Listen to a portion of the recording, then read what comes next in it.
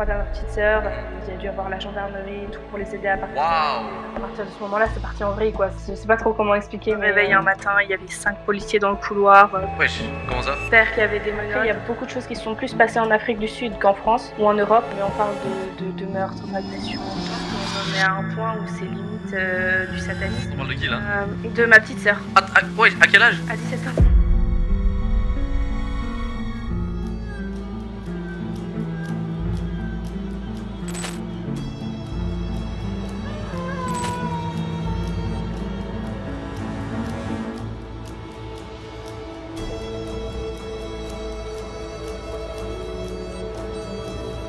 Bonjour, bonsoir mesdames et messieurs, re-bienvenue encore une fois sur la 3ème chaîne en compagnie de Clarisse. Bonjour Clarisse. Bonjour. Aujourd'hui, Clarisse va nous raconter son récit qui est un peu, on va dire, un peu hors norme. Et l'idée est simple, c'est que tu as vécu dans une secte, n'est-ce pas? C'est ça, j'ai vécu 20 ans dans une secte et du coup, ça fait aujourd'hui pile 3 ans que je suis sortie. Ah ouais, ok, donc c'est récent. Oui. Oh waouh, ok, parce que bon, je tiens à préciser, genre, évidemment, on a parlé un peu avec Clarisse et tout, évidemment, je sais que la base de son histoire, on va dire, mais j'avais envie de découvrir tout ça avec les gens du chat, justement, donc évidemment, on va commencer par les bases, commencer de comprendre d'où tu viens, déjà, pour commencer, c'est quoi le nom de la secte, par curiosité? Ça s'appelle la mission Kwasizabantu, donc c'est un nom compliqué, mais c'est un nom zoulou. Ok, la mission, quoi? Kwasizabantu. Ok, et ça a une définition, ça veut dire quoi exactement? Ça a une définition, mais j'ai oublié. Ah merde.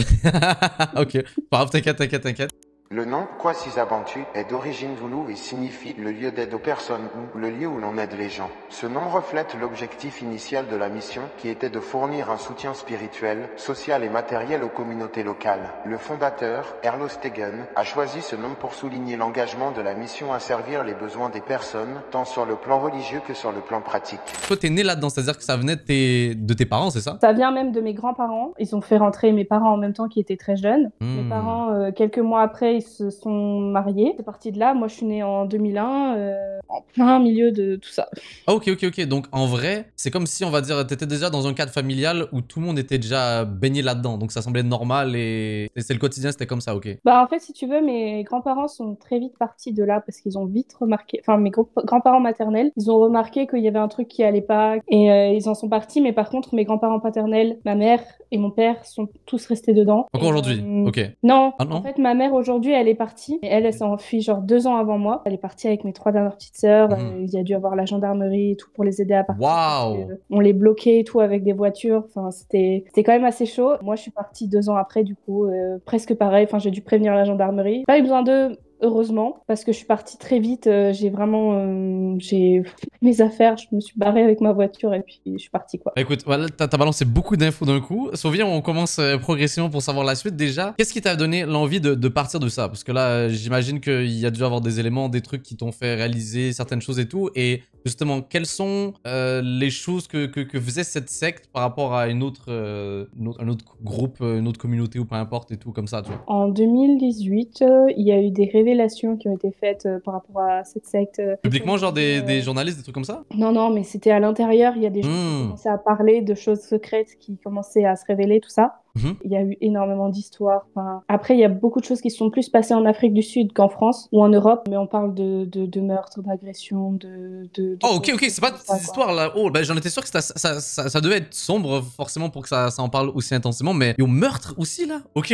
Des gros mensonges, de la manipulation, enfin, vraiment des choses... En fait, toute la religion qu'on avait, elle était basée sur des personnes, au lieu d'être basée sur un dieu, comme on peut connaître des religions aujourd'hui, tu vois. Ok, bah justement, viens, on en vient, genre, c'est quoi cette religion après on parle? Bah, qu'est-ce qu'ils croient? Qu'est-ce qui se passe en fait? Comment ça fonctionne? Genre, je suis curieux. C'est un peuple d'élite, enfin d'élitiste un peu. On est les élus de Dieu, on est choisis. Si tu veux, à la base, c'est 2 frères qui ont créé du coup cette religion-là. Enfin, voilà. Ces 2 frères, ils ont commencé à prendre la place de Dieu. En fait, c'était eux qu'on vénérait plutôt qu'un dieu, tu vois. Ok. À partir de ce moment-là, c'est parti en vrille, quoi. Je sais pas trop comment expliquer, mais globalement, c'est ok, donc c'est juste pour que j'ai l'image globale. Forcément, je vais pas en parler dans les détails à ce niveau-là. Et justement, toi, tu nais là-dedans. Ta vie au quotidien, c'est comment en fait, justement, quand t'es chez eux là? Mon quotidien, c'est tous les matins, on avait ce qu'on appelait des méditations, c'est-à-dire des moments où on lisait une partie de la Bible. Mais en fait, il faut savoir que la Bible, elle était utilisée, mais de manière très...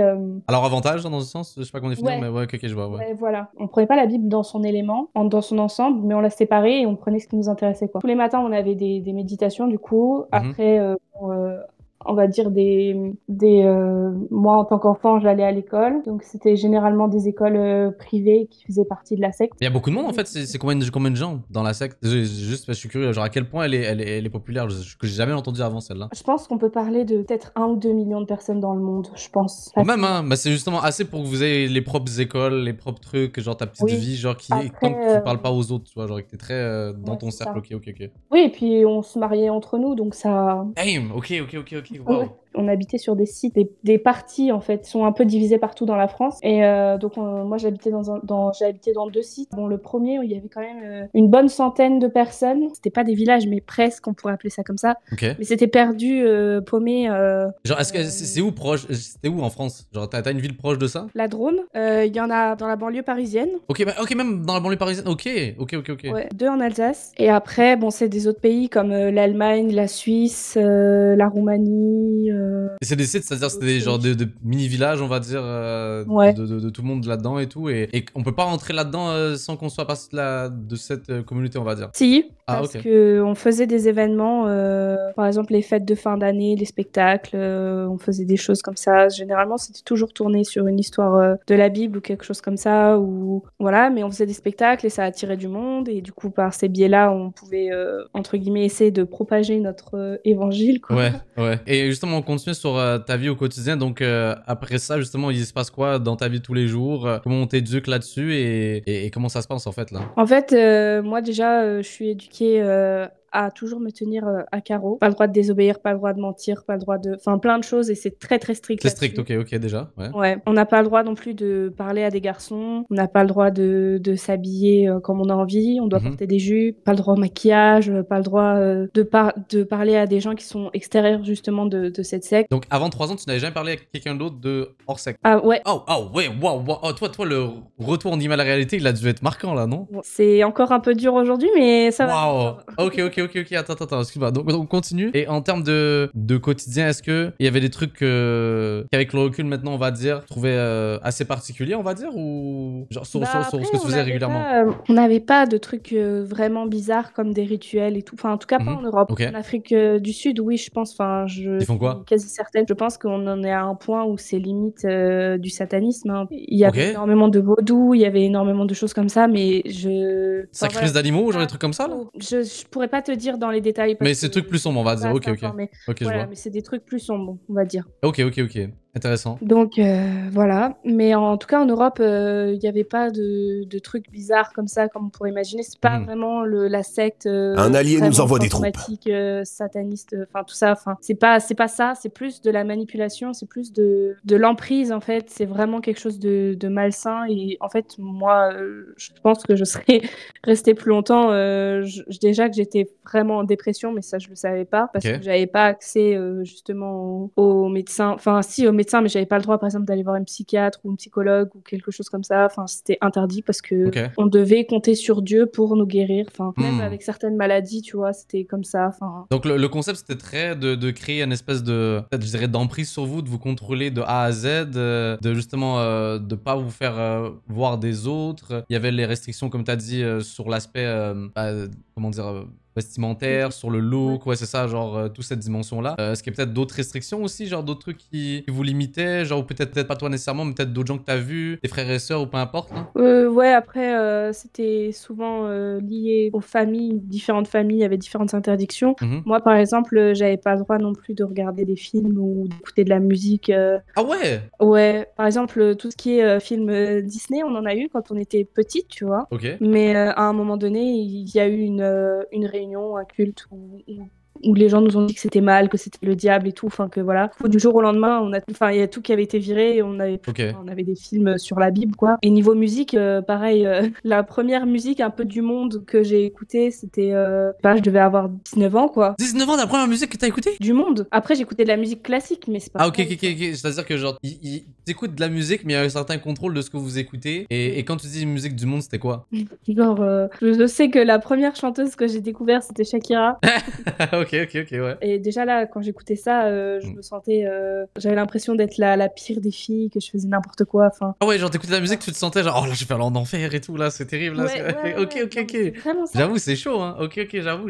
Et justement, parce que là, on arrive forcément tranquillement vers cette espèce de, on va dire, transition et tout, mais c'était quoi cet élément qui t'a fait... Parce que moi, je n'ai aucune idée de comment tu t'es enfui, ni quoi que ce soit, donc on va y arriver, mais dans l'idée, qu'est-ce qui a fait cet élément déclencheur pour toi, genre le truc où tu t'es dit genre, ouais, c'est bizarre ce train de vie que je vis là, ou comment t'as pu réaliser tout ça? En fait, à un moment donné, j'ai été quelques semaines chez des amis qui étaient partis justement de cette secte qu'on appelle la mission. Et ils ont passé pas mal de temps à nous expliquer, voilà, vous n'êtes pas libre, là vous êtes manipulé, là il y a ça, là il y a ça. Et moi j'étais d'accord, en fait, au fur et à mesure que je commençais à ouvrir les yeux. Mais je voulais me faire des preuves plus par moi-même, tu vois. Ok, ouais, je vois, ouais, bien sûr. Et donc, quand je suis rentrée, je me suis dit, ok, je vais attendre et je vais voir ce qui se passe. Et en fait, j'ai eu ma réponse Direct. très rapidement. Ouais. Ouais, vraiment. L'élément déclencheur pour moi, ça a été une fois, je fais de la musique, je fais du violon et souvent j'accompagnais pendant les cultes les chansons qu'on chantait avant, tu vois. Et puis un jour, je reviens de du coup ce temps-là chez des amis et on me demande d'accompagner. Et moi, j'ai dit, bah, je suis désolée, en gros, j'ai la flemme, quoi. Et j'ai pas envie parce que ça fait longtemps que je n'ai pas sorti mon violon. Enfin, je m'invente des excuses. Oh, ouais. En fait, là, le pasteur, enfin le responsable, du coup, il passe son temps à m'insister, à me dire oui, mais oh, tu sais, ça nous fait pas peur, c'est pas grave, tu peux t'accorder, t'as le temps, machin, truc et tout. Et en fait, il insiste tellement et pendant tellement longtemps qu'au bout d'un moment, moi, je finis par me dire bon, bah, ça veut dire faut que j'aille chercher mon violon. Enfin, voilà, genre, tranquille. Je fais ok, voilà. Et puis lui, il me regarde et il me répond ah bah merci beaucoup d'avoir proposé, c'est vraiment gentil. Et en fait là, à ce moment-là, moi je me suis rendu compte parce que ça a l'air de rien comme ça, mais en fait il a fait en sorte que j'ai l'impression que l'idée vienne de moi, alors que c'est lui qui a passé un quart d'heure à essayer de me manipuler pour que je ramène encore ça et que je fasse ça et que voilà. Et en fait là, je me suis dit ah ouais non c'est bon, j'ai plus envie quoi, genre si je suis même pas libre de pouvoir faire ce que j'ai envie de faire, c'est mort quoi. Bah, surtout que là c'est-à-dire que là avec maintenant t'as quoi, t'as 23 ans, c'est ça? Oui. Donc là, au moment où t'as eu cette réalisation-là, il s'est passé combien de temps au moment de la réalisation et le moment où tu décides de fuguer? Il s'est passé 4-5 mois, je dirais. Ok. Donc là, ça a commencé à mijoter dans ta tête, là, tu te posais la question et tout. Et comment s'est passée cette phase de fugue? Comment t'as organisé ça? Comment s'est organisé ce plan-là, tu vois? Bah, en fait, je pouvais pas m'enfuir tout de suite parce que j'avais une petite sœur qui était mineure, qui était avec moi. Ok. Et je voulais pas la laisser toute seule, en fait, dans ça, en fait. Ouais. Je pouvais pas. Donc attends, juste Mais, t'as 5 frères et sœurs, c'est ça? Donc juste pour que je constate, là, oui. t'es où dans ces 5? La première. Ah, t'es la plus vieille? Ouais. Ah, ok, t'es l'aînée et t'avais à ce moment une petite sœur. Après, ensuite, elle avait quel âge, elle? Donc, Elle avait 17 ans, du coup. Ok. Et les autres sont encore plus petits, c'est ça? Bon, pas forcément. Oui, les autres sont encore plus petites et elles étaient parties avec ma mère, du coup, déjà depuis, Ah, ok. depuis 2 ans. Ok. Et en fait, il se trouve aussi qu'on a eu, à un moment donné, il y a la police qui a débarqué chez nous, qui a fait une descente. Je me réveille un matin, il y avait 5 policiers dans le couloir. Wesh, comment ça? Mon père qui avait des menottes et tout. Bah, en fait, comme ma mère, elle a porté plainte contre bah, cette secte, quoi. Et ben, du coup, ils sont venus voir pour avoir des preuves et pour faire une enquête. Et le truc, c'est qu'ils ont rien trouvé à part des problèmes fiscaux, voilà, des trucs d'argent, enfin des trucs compliqués. Et en fait, du coup, moi, à ce moment-là, je me suis dit, ah ouais, je peux pas laisser ma petite sœur, je peux pas partir là-dedans, ma petite sœur, je suis sûre. Ouais, parce que sinon, elle va finir placée et tout. Puis elle était fiancée, du coup. Attends, on parle de qui, là? De ma petite sœur. Ouais, à quel âge? À 17 ans. Attends, ils ont fiancé à 17 ans? Ouais, Wesh. elle s'est fiancée à 17 ans et demi, ouais. Et il avait quel âge, son mari, par curiosité? 22, je crois. J'ose croire que c'est un truc un peu plus forcé, genre ça, on l'a pas... Non, pas, Même pas elle, non. Pas elle, parce que elle était vraiment amoureuse de lui et ils ont fait les choses un peu entre guillemets hors la loi, tu vois, par rapport à ce qui se passe normalement dans la secte. Ok. Mais oui, j'ai des amis, leur mariage, c'est des mariages arrangés, quoi. Enfin, et tu te retrouves avec quelqu'un que tu connais pas du jour au lendemain, t'as pas le droit de lui parler avant le mariage, t'as pas le droit de le voir. Du jour au lendemain, t'es mari et femme, et puis, en tant que fille, on n'avait aucune éducation par rapport à la vie de couple, tu vois. Enfin, des Ok, ouais, c'était genre en mode, c'est prémédité dans la tête des gens qu'ils vont être ensemble et puis c'est tout, et puis basta. Et, oui, voilà. Et je préchote, vas-y, peut-être je vais tomber dans le cliché, mais est-ce que c'est genre des bails cousin-cousine, des trucs comme ça en mode. Non, quand même, ils font attention à ça. À force, je pense qu'au bout d'un moment, je pense qu'il doit y avoir des cousins qui se marient avec des gens. Parce que vous étiez pas beaucoup, donc je me dis, bah là, qu'à tout moment, justement, pour être sûr qu'ils soient dans le même groupe, collectif, peu importe, là, ils vont justement faire un truc limité comme ça. Mais là, je suis curieux, vas-y. Tu nous as un peu raconté ça, mais comment s'est passée la fugue, là? Moi, j'étais du coup chez mes amis qui étaient un peu plus loin. Parce que moi, je commençais à sortir un peu, rentrer, sortir, pour voilà, être... Comme moi, m'étais fait mon idée sur ce que je voulais partir absolument, tout ça. Je sortais, même si j'avais pas le droit, je sortais quand même. Mais du coup, j'ai été chez ses amis. En fait, je me suis dit, là, faut que je parte. C'est le jour où il faut que je peux pas rester plus longtemps parce qu'en fait, on avait aussi on était en jugement contre mon père au tribunal pour une histoire de travail dissimulé. Enfin, on a travaillé pour notre père alors qu'on était mineurs. Enfin, et c'était de l'exploitation de mineurs, donc enfin, c'était compliqué. On a fini par gagner le procès, mais à ce moment-là, je le savais pas. En fait, mon père me harcelait. Et une autre personne aussi m'harcelait, le responsable, pour savoir ce que j'avais mis dans ma plainte pour qu'il puisse se défendre et tout. Enfin, c'était un bordel monstrueux. C'est un beau bien, ouais. Moi, je pouvais pas rester plus longtemps parce que j'avais trop de pression. Du coup, j'ai appelé le 115. C'est un numéro d'urgence pour le logement en France. Ok, je connais pas, non? Ok, d'accord. Ouais, c'est spécifique à la France, donc c'est normal. En gros, ils m'ont dit, voilà, donc ce soir à 8h, vous êtes dans cet hôtel-là. Vous cherchez vos affaires, vous venez, et après vous serez en sécurité. Et du coup, c'est ce que j'ai fait. J'avais très peur parce que je savais qu'à tout moment, il y avait quelqu'un qui allait me voir et qui savait que j'allais partir. Et franchement, ça me faisait tellement peur. Du coup, j'étais au téléphone avec mon ami chez qui j'étais juste avant. Je prenais mes affaires et je faisais des allers-retours discrètement et tout pour aller les déposer dans un sous-sol. Après, j'ai reculé la voiture et j'ai mis tout dedans et je me suis barrée direct. Je me suis pas retournée. Et voilà, je suis partie. Après, j'étais du coup 1 mois dans un hôtel de relogement d'urgence. Après, je suis allée faire mes études à Clermont-Ferrand. Voilà. Depuis, bon, ça fait 3 ans, c'est comme... Ça fait longtemps, mais en même temps, ça fait pas si longtemps que ça. Genre, t'as des contacts toujours avec eux et tout, là, forcément, parce que t'as tes frères et sœurs et tout, là, donc... Comment ça se passe à ce niveau-là? Oui, alors j'ai toujours des contacts parce que même que très récemment, il y a quelques semaines, il y a deux semaines je crois, je suis retournée là-bas pour 1 semaine parce qu'on avait une réunion de famille et que moi je voulais voir mes grands-parents parce que voilà, on sait qu'ils sont pas éternels et que je voulais quand même les voir. J'ai revu des gens avec qui j'avais grandi, qui m'adressaient à peine la parole. Ouais, justement, le regard, ça a dû changer depuis là. Maintenant, ils te voient différemment, non? Et ils me parlent plus du tout, donc... Ah ouais, ok. Parce que normalement, c'est interdit de reparler à quelqu'un qui est vraiment parti, quoi. Donc, Ok. Hey, mais ça va être dur en vrai de vrai. Ça, c'est franchement, ça va être la partie la plus dure de tout ça. C'est ça qui est dur en fait, c'est que tu dois vraiment faire le deuil de toute une partie de ta vie, de plein de gens que tu as connus, que tu sais que tu vas jamais plus pouvoir leur parler.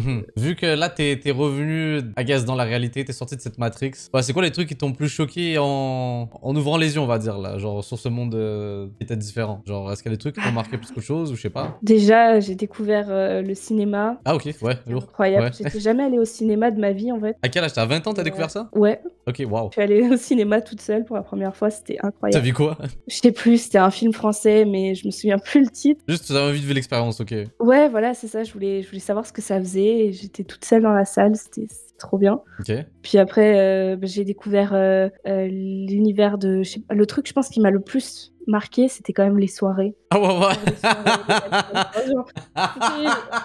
Oh là là, attends, mais... Oh waouh. Toi, ça se voit, t'as découvert l'alcoolisme, genre, surtout. Ouais, non, quand même.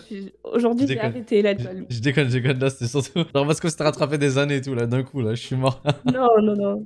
Ok. En vrai, je me suis quand même bien amusée pendant pas mal de temps. Et puis, j'ai découvert plein de gens. En fait, je découvrais tout, quoi. Je découvrais les relations amoureuses, je découvrais les soirées, je découvrais la vie étudiante. Mais tu te sentais mal au début, genre? Au début, j'étais vraiment dans l'euphorie de la découverte. En fait. Ah, ok.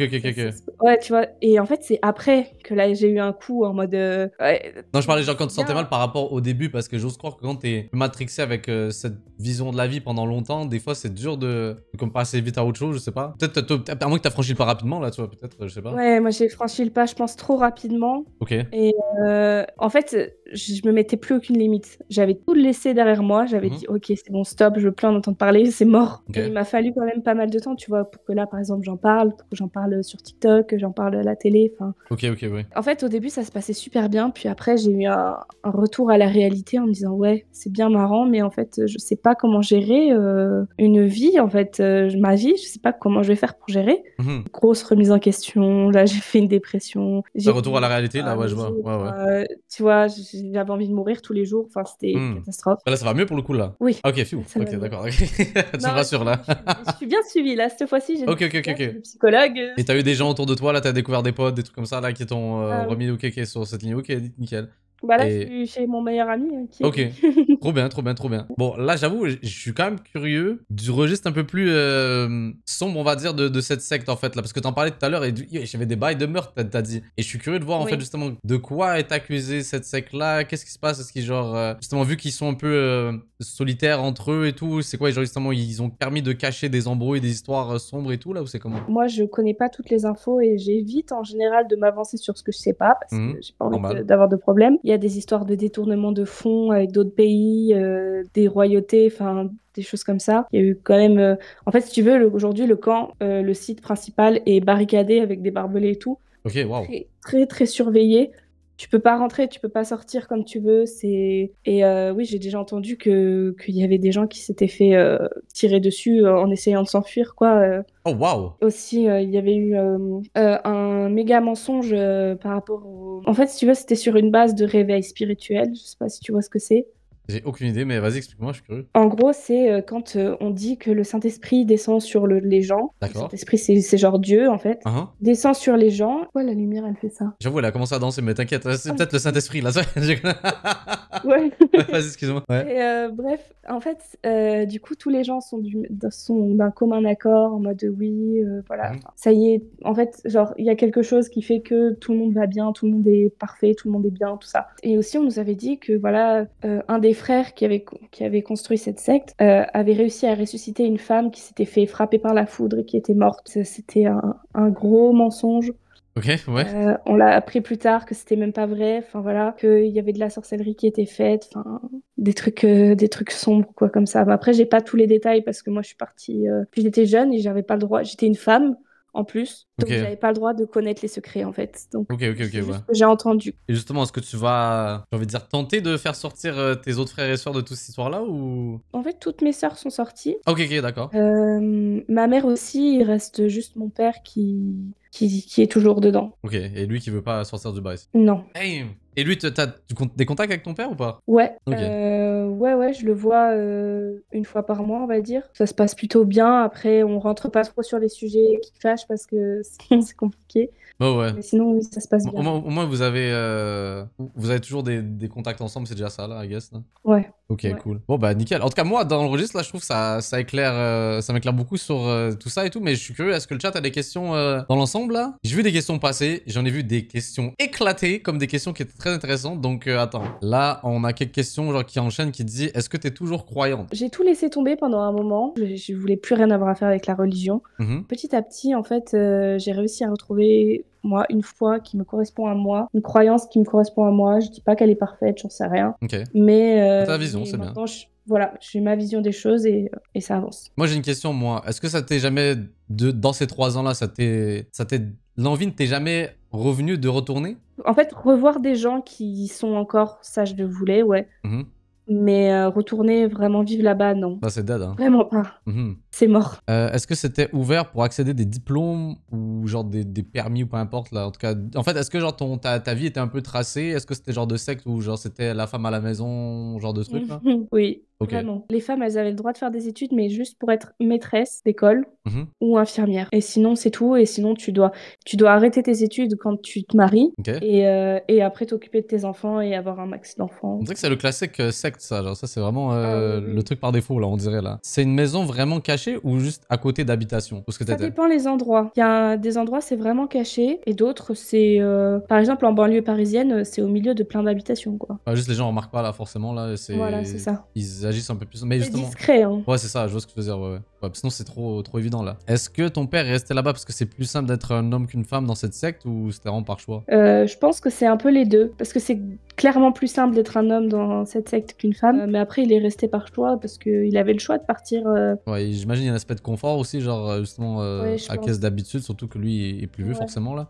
Et toi, est-ce que t'as gardé contact avec ta maman? Oui, elle habite à côté de chez moi là maintenant. Ok, la question peut paraître bête, mais moi je la trouve intéressante. Quelqu'un il dit genre, est-ce que vous aviez des produits du quotidien normal, genre du Nutella, je sais pas, des trucs comme ça, ou c'était vraiment... Parce que t'as dit pas de film, pas de trucs comme ça, donc je me dis, belek, il y a des trucs aussi, des produits du quotidien que vous aviez pas là. là? Bah, c'était surtout sur les cosmétiques. Enfin, il y avait certaines marques qu'on n'avait pas le droit d'acheter, comme par exemple Yves Rocher. Je me souviens de ça, par exemple. Pas Yves Rocher. Qu'est-ce qu'il y a en particulier? Il disait qu'il y avait de la sorcellerie là-dedans. Enfin, des fois, faut pas réfléchir. Franchement, il y a des trucs, c'est... On dirait l'excuse de ma mère quand elle voulait pas que je fasse juste un produit, là, vraiment. Ouais, non, vraiment. C'est vraiment ça. Je suis dead. Mais oui, non, mais sinon, oui, on avait des choses normales à la maison. Ok. Et en vrai, il y a une question, je sais pas, parce que vu que ça paraît loin dans l'histoire, est-ce que t'es au courant pourquoi tes grands-parents se sont initiés à ça? Justement, je t'avais expliqué, tu sais, ce réveil spirituel. Ah merde, yo, c'est peut-être moi qui a mal je suis désolé, j'ai mal. Ok, d'accord. Mais je savais pas que c'était en lien avec tes grands-parents. Ok. Bah, en fait, c'était à la même époque que mes grands-parents sont rentrés. En fait, ah, ok.